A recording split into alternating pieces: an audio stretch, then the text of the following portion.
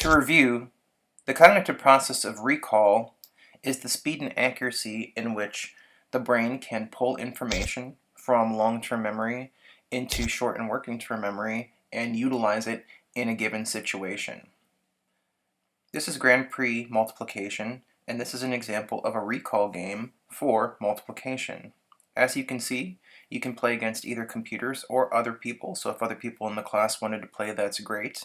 You can pick your car and your color and customize it a little bit, and here you can see the race starts, and the UI is very simple. There's 4 buttons, 1, 2, 3, and 4, that you can use with the 1, 2, 3, and 4 keys on your keyboard for maximum speed. You can also use your mouse, but that's much slower.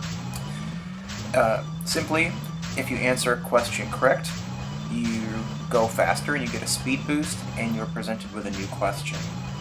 If you get a question wrong, you slow down and you have to answer subsequent questions correctly in order to speed back up.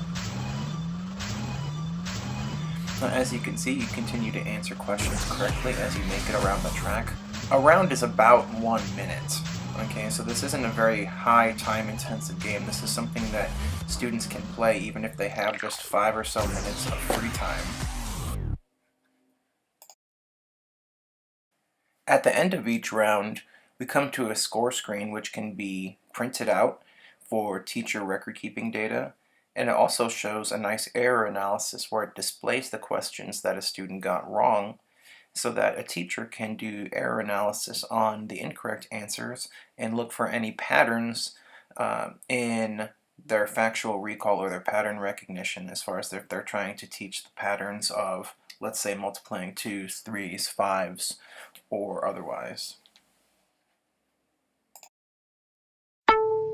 This game was chosen for recall because it meets many of the cognitive processes that are trying to be met. For example, the game rewards both speed and accuracy. With this being a racing game, clearly you would want to go the fastest out of all the people participating so that you would win, therefore reinforcing the idea of speed.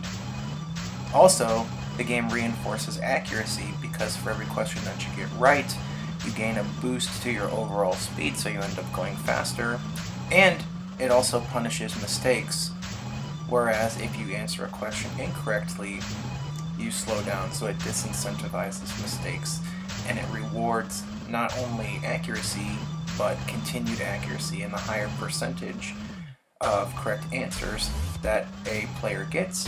Ultimately, the higher top speed and the better chance that that player will have of winning that round.